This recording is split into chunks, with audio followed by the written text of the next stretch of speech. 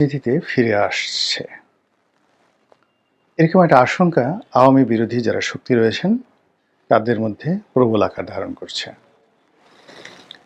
এবং আওয়ামী লীগ কিভাবে আসবে, কখন আসবে, কার মাধ্যমে আসবে, এগুলো এখন নানাভাবে নানা মহল থেকে এই জিনিসগুলো বিশ্লেষণ করার চেষ্টা করছে। কেউ হয়তো বলার চেষ্টা করছেন যে শেখ হাসিনা ব্যক্তিগত জীবনে খুবই সাহসী এবং তার সাহস প্রমাণিত।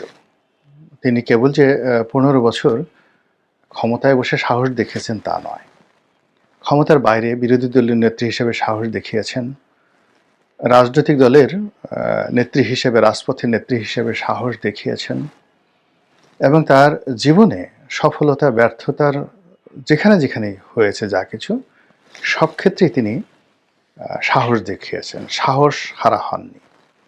একটা উদাহরণ দিই, যেমন ধরুন এরশাদ জামানাতে তার সমাবেশের উপর গুলি চালানো হলো, প্রায় 18 জন একেবারে নির্বিচারে স্পট ডেথ চট্টগ্রামে।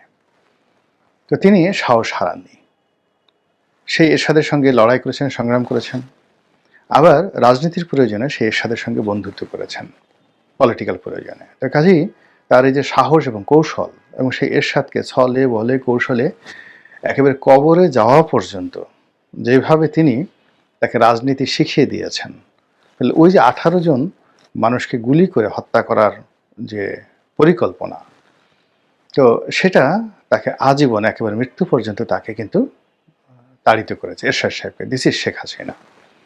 সেকেন্ড হলো 21শে আগস্টের গ্রেনেড হামলা, যারা দেখেছেন ওটা বিভৎস, ভীষণ রকম বিভৎস, নির্মম এবং নিষ্ঠুর, এবং যারা এই অপকর্ম করেছেন তারা সবাই অভিসম্পাতের যোগ্য। দুনিয়া এবং আখেরাতে তাদেরকে আল্লাহর বিচার এবং মানুষের বিচার দুটোই তাদের জন্য প্রযোজ্য। তারা কখনো ওই নির্মম কর্মকাণ্ডের দায় এড়াতে পারবেন না। আমরা জানি না কারা করেছে এই কর্মটি, কিন্তু এটা খুবই নিষ্ঠুর, খুবই নির্মম। এবং যেহেতু আমি সেই ঘটনার সাক্ষী, আমি জানি ওই দিন কী নির্মমতা ঘটেছিল এবং কী ধরনের ভীত সন্ত্রস্ত অবস্থা তৈরি হয়েছিল। নর্মালি আমাদের বাঙালির অ্যাভারেজ সাহস কী? অ্যাভারেজ সাহস হলো যে আপনার পাশে যদি একটা টায়ার, রিক্সার টায়ার ব্রাস্ট হয়, আপনি 3টা লাফ দেবেন। যদি বেবি ট্যাক্সির চাকা ব্রাস্ট হয়, আপনি পড়ে যাবেন।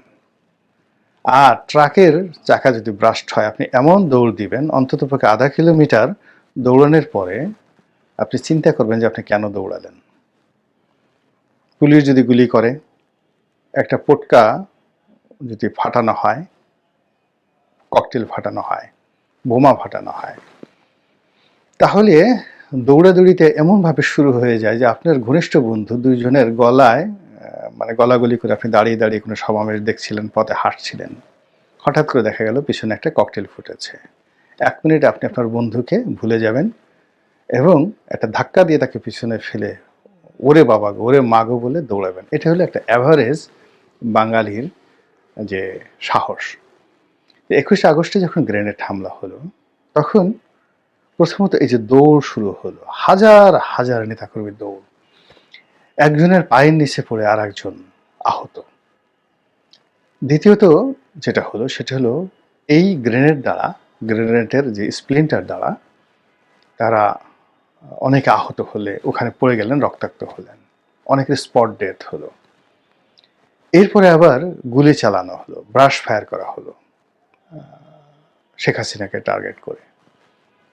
তো এত কিছুর মধ্যে তিনি ট্রাকের উপর দাঁড়ানো ছিলেন, সেখান থেকে নামলেন, তারপরে তার নিজের গাড়িতে উঠলেন। এটা যেন তেন সাহসের বিষয় নয়। যারা বলেন যে এটা শেখ হাসিনার পরিকল্পিত, যিনি বিএনপিকে বিপদে ফেলার জন্য এই কাজ করেছেন, আল্লাহর গজব তাদের জন্য অপরিহার্য, তাদের মস্তিষ্কের উপর ক্রিয়া পড়বে রীতিমতো। এখন এই যে 21শে আগস্টের যে গ্রেনেড হামলা, তারপরে ওনার যে আহাজারি, ওনার যে চিৎকার, ওনার চোখের যে আকুতি, ওনার কান্না, ওনার ক্রোধ, একটু ভালো করে দেখেন তো পৃথিবীর সবার মতামত নেন, সমস্ত মনোবিজ্ঞানীদের দেখান যে এর মধ্যে কোনো অভিনয় আছে নাকি। তো সেই অবস্থাতে তিনি সাহস হারা হননি। 1/11-এর সময় আপনারা জানেন যে তত্ত্বাবধায়ক সরকারের যে তৎকালীন যে মঈনুদ্দিন ফখরুদ্দিন সরকারের যে মাস্টার প্ল্যান, সেই মাস্টার প্ল্যান অনুযায়ী বেগম জিয়া চলে যাবেন।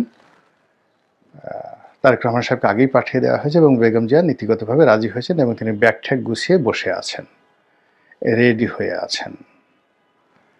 তো এই যে রেডি হয়ে আছেন, এই সময়টিতে মেজর আক্তার, এই যে বিখ্যাত মেজর আক্তার এমপি, তিনি সেখানে ঢুকলেন এবং বেগম জিয়াকে সেখান থেকে নেওয়ার জন্য তৎকালীন ডিজিএফআই ব্রিগেডিয়ার বাড়ি, সেখানে তিনি বসেছিলেন। তো বেগম জিয়া যাবেন, ঠিক এই সময়টাতে তার বাসায় ঢুকে মেজর আক্তার বললেন, ম্যাডাম আপনি একই কাজ করছেন, আপনি যদি এখন যান বিএনপি রাজনীতি শেষ হয়ে যাবে। এবং উনি দেখেন যে স্টাইলে কথা বলেন, সারা জীবনের জন্য বিএনপি রাজনীতি শেষ হয়ে যাবে এবং এই যারা আপনার বিরুদ্ধে চক্রান্ত করছে তারা লাভবান হবে। দ্বিতীয়ত, শেখ হাসিনা যদি বাংলাদেশে এসে যায় তাহলে টোটাল শেখ হাসিনার এখন বাংলাদেশে আছে, আপনি চলে যান, সে যদি না যায় তাহলে পুরো রাজনীতিটা আওয়ামী লীগের থেকে যাবে, আপনি কি করবেন তখন? তো বেগম জিয়া প্রাজ্ঞ, তিনি বুঝলেন এবং তিনি সিদ্ধান্ত নিলেন তিনি যাবেন না। এবং এই কথা স্বয়ং ব্রিগেডিয়ার বাড়ি আপনার তিনি সাক্ষাৎকারে বলেছেন, টেলিভিশন সাক্ষাৎকারে বলেছেন। এখন বোঝার চেষ্টা করুন যে ওই অবস্থাতে শেখ হাসিনা কিন্তু ছিলেন এবং তিনি দেশের বাইরে ছিলেন। তাকে বেগম জিয়াকে পাঠানো হবে এবং তাকে বাংলাদেশে আসতে দেওয়া হবে না। এই জন্য কি করা হলো, সমস্ত এয়ারলাইন্সের টিকিট তার কাটা ছিল। তিনি সেই টিকিটগুলোকে, এই সরকার বলল যে এয়ারলাইনগুলোকে নিষেধ করে দিল যে শেখ হাসিনাকে বহন করা যাবে না। ফলে তিনি হিথরো এয়ারপোর্টে এসে আটকে ছিলেন এবং সেখান থেকে সমস্ত কৌশল করে তিনি রাষ্ট্রকে চ্যালেঞ্জ করে, মঈনুদ্দিন ফখরুদ্দিনকে চ্যালেঞ্জ করে বাংলাদেশে চলে আসলেন। এইটা হলো শেখ হাসিনার সাহস। তারপর শেখ হাসিনা যেদিন গ্রেফতার হয়েছিলেন, আপনারা জানলে অবাক হয়ে যাবেন, আমি জানি ওই 1/11-এর সময় দুই নেত্রীকে গ্রেপ্তার করা হলো। খালেদা জিয়ার বাসায়, বেগম খালেদা জিয়ার বাসায় কি হয়েছে আমি বলতে পারবো না, বাট শেখ হাসিনার বাসায় কি হয়েছে আমি বলি। ওনার বেশিরভাগ লোক পালিয়ে গেছিলেন সেদিন, হাতে গোনা 2-1 জন ছিলেন। তিনি অভিমান করে খুব করে বললেন যে তোমরা থেকে লাভটা কি, তোমরাও চলে যাও, এবং তারাও অনেকে চলে গেল।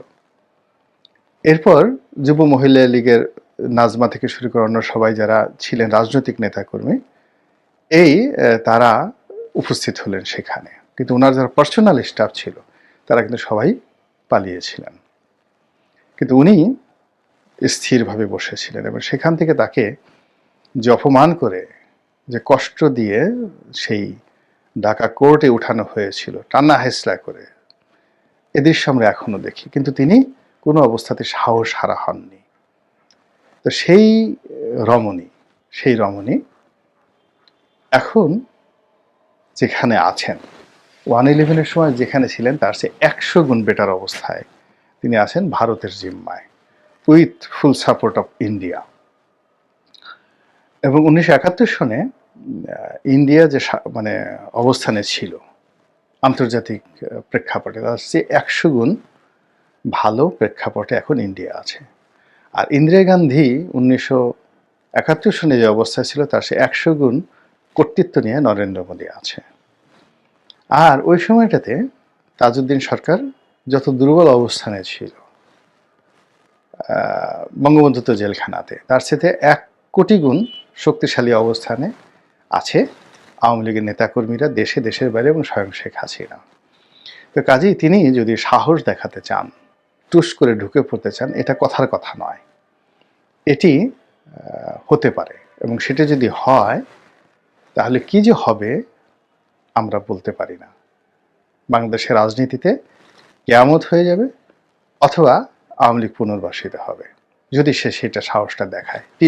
টিল নাও, আজকের দিনে।